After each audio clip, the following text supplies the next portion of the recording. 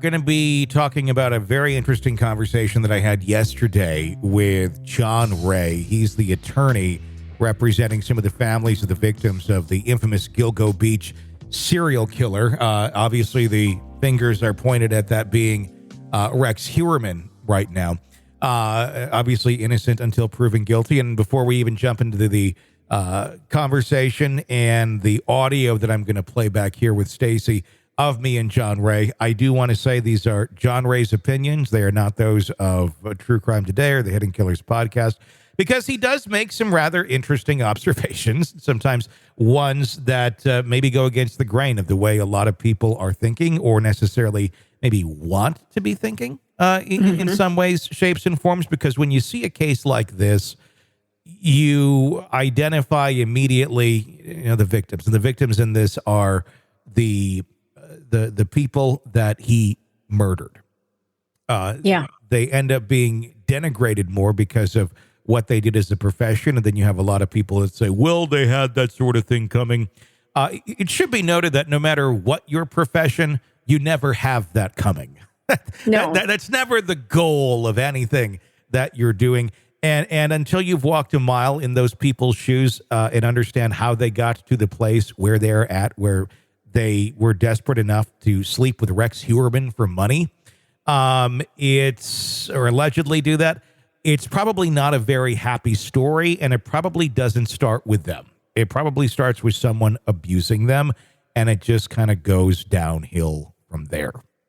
And typically that's exactly what happens. So it's real easy to sit there and say, well, they shouldn't have been doing this. Well, it is the world's oldest profession too. So it does date back many centuries. A little history there. It's been going on for a while. Exactly. It's something that you could trade. It doesn't make it right. Yeah. And especially in today's world, but sometimes people don't have another option available to them, or they don't think they do. They don't. And it doesn't make it right. It doesn't make it okay. It doesn't do this or that. But you know what? It is reality, and it happens out there. And it still doesn't mean you can go kill somebody right, because they're doing that. That doesn't seem to be the case, unfortunately, in many of these cases. They're swept under the rug. I really kind of think that's partially why this case has taken so long to be solved, because they were viewed as society's lesser, and those sort of things get put on the back burner unless it's somebody that has a family or people that care about them that are striving to find answers to their case. And some of these people did have families that have been striving to find answers and justice for their loved ones. And that is where John Ray comes into play. He's been the attorney for some of the families for almost a decade for one of them, and some now for several months. But he's been involved in this case far before Rex Heuermann's name was ever added to it. And he's raising some valid points, I would say, quite honestly, about his wife, about the wife of Rex Heuermann, Asa Elrib. And I think they're fair questions to be asked, because there are a lot of times we jump into these and we go, oh my goodness, they're all victims too. And you know what? In a lot of cases where the husband or the wife is a serial killer or something, they are in really shitty positions. Sometimes they had no idea. But because that's the story for example, BTK's family, which I totally believe that is their story. And I have no reason to doubt their story whatsoever. Doesn't mean it's the story with every single person whose family was a serial killer. And it doesn't automatically mean that we should all just start funding a GoFundMe because it started in their name and they appear on the surface to be victims. Are they victims? I would say to a certain extent, yes. How far? I don't think any of us know the answer to that question yet. And to assume otherwise is ignorant. And when you were on vacation, Carol and I talked about the GoFundMe account and the basically the destruction of their home And just how bad we felt for that family. And we took the stance that, they didn't ask to be put in this situation. No. And their lives have been turned upside down. So from that standpoint, a lot of people do feel bad for them. And understandably so. And questions should be asked. And when those things have been cleared, these people may be 100% entitled to GoFundMe and charity and things of that nature. But at the same point, I do think it's important to take a close look at this and really examine, who are we talking about? Why do they need funding? Typically, a GoFundMe is for people who are literally broke. They have, there's nothing else left. They need to have this fund to survive. And they're at the mercy of kind-hearted people who are willing to give it. Is a GoFundMe for someone who, and we don't know for sure, but research has shown us a bit in this case that, quite honestly, they are likely millionaires. Now, does she have access to that kind of money? It does. We don't know. We don't know how much that was held away on Rex's side or not. It's estimated that they're worth between $5 to $7 million. My God. Now that I had no idea. They have property in multiple states. So at least that's on the surface what we know. If that is inaccurate, then I'd love to be shown otherwise. But that's from research that I have read from multiple sources. Points to this, that this is not a family that's necessarily poor. It may look that way by their home. And it may look, the home is just in shambles. But quite often hoarders, they hoard money too. Now, if that's the case, I don't know. But it is something to, I think, take note of before you decide to just, put some money somewhere because it makes you feel good. Is it truly going to a place of good? I think would be the big question to ask. And John made some interesting points. Again, these are his opinions. These are his claims. They are not ours. But I think they're worth discussing. Otherwise, I think, we'd just be playing into one narrative, and here's exactly where we want it to go. So we're going to talk about it that way. I think there may be more to this. This is what John had to say when I had a conversation with him yesterday. Again, this is John Ray, the attorney for some of the victims of the Gilgo Beach murder, when he's talking about the wife of Rex Heuermann. And that starts with the fact that she seems to be playing a con game in trying to raise money for herself and allegedly for her adult children by retaining lawyers and going on national TV and media to recruit money, or to have them recruit money from the public. And that's their first scam. That scam's ongoing. But if without me having my famous witness in tow here, still anybody with I guess, common sense, a good deal, or maybe even a little experience in life would understand that it makes no sense that he's been with her for 27 years and he has managed to have only 3 escorts and kills all 3 of them, and that all happens to be while she's on vacation. Interesting points to make. I should note that he is not insinuated in any way that she necessarily was involved in the murders themselves, but may have been more so complicit or at least knowledgeable of Rex having fancy for sex workers in their home. Is it possible, Tony, that she was just like a disconnected spouse, that I think she and her husband weren't getting along anymore? He was I think anything, getting his needs met somewhere else. I think anything is possible. People have interesting arrangements for their marriages and such. Not everybody does, but some people do. And sometimes that includes people having sex outside of their marriage or frequenting prostitutes. He claims that he has a witness that can say that they had essentially been at the home, had some sort of interaction with his wife, and then went and had relations with Rex in the basement, basically stating that she at the very least knew this is something he was into. Now, does that make her an accomplice or anything like that? If that would be true, not necessarily to murder, but it does end up putting someone into part of a conspiracy. If, in fact, these charges are true, and if, in fact, she did have knowledge that he was frequenting prostitutes. Because, number one, that's illegal. And then to have them in the home that you share, reside in, have some sort of ownership to, that's illegal. So it does put up some interesting legal questions as to accountability for that portion of these crimes. Again, these are his opinions. I have no proof. We have no proof to say either way.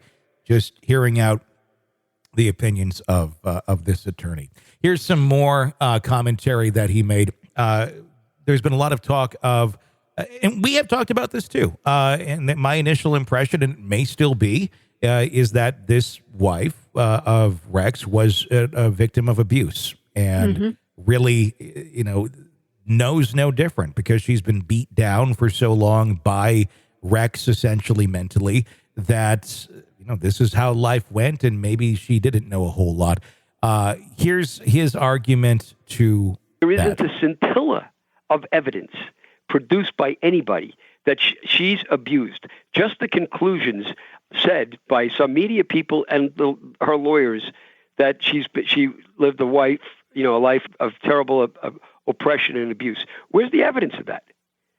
And instead, we have the evidence of a real sociopathic family. Sociopathic. Why? Because with all of this going on and their complaints about what's done to them, they've never once complained.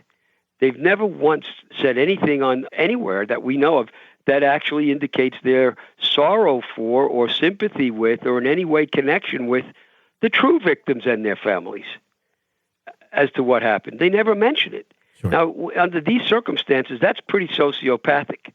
And how does Mrs. Ellerup greet the press when they first show up at her home while she manages to sit on the front porch while they show up, which makes no sense either for somebody that's supposedly oppressed? I can't disagree or argue with his observations there. Where is the evidence of that? Yeah. And maybe we'll find it out. The fact that she, as of this point, has not been questioned, as far as we know. She's even said, and even their attorney have stated that they're not suspects. They've not even been, I guess, questioned by police, which to me seems utterly insane. If you are completely innocent, if you're guilty, whatever, if you are cohabitating with a person that's been accused of being the fucking Long Island serial killer, I would think you may have gone in for questioning by now, at the very least. Do we know for sure that they haven't gone in for questioning? Because I think it's really strange that authorities were in their house. They turned everything upside down and then they just forgot or chose not to interview them. I don't know what it is, and I don't know if it's a strategy either. I think there could go two ways. Either they did enough surveillance before these crimes took place and they've already ruled them out, which is basically what authorities have said. And that still is the official line from authorities, that she really is nothing to do with this. And that is officially where it stands right now. My only other guess could be that if they want to learn more, put the people back into their normal environment and see what happens. And I guess observe and see if there's anything that is questionable that pops up or not. I don't know. I mean, this whole case is one giant gray area about right and wrong and who's telling the truth and this shady character and that shady character. But the point I think that John is trying to make, and I'm not trying to make his point for him, but he's been on a lot of things and he's, with all due respect, very long-winded and kind of jumps around from one point to another.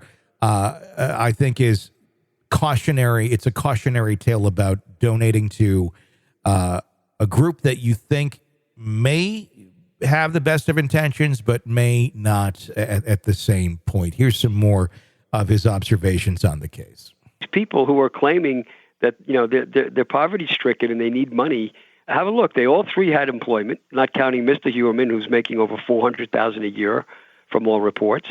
And they managed to generate a delinquent tax bill where there's a judgment and a lien against them for over $85,000, 80 some odd $1,000 that's out there currently. So for every penny the public gets conned into giving them to their legal defense fund, that's going to the tax lien to pay off Mr. Heuermann's tax bill. They're paying off Mr. Heuermann's tax bill when they contribute money to that fund, because that's the IRS has a tax levy out there for them. So it's ridiculous.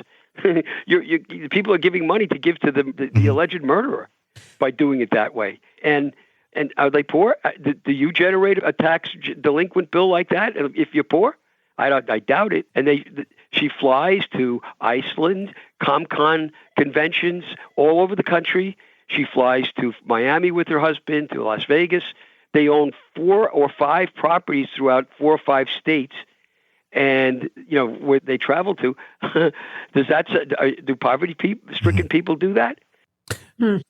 So these are the claims that are being made by John Ray, an attorney representing some of the families of the victims of the Gilgo Beach murders.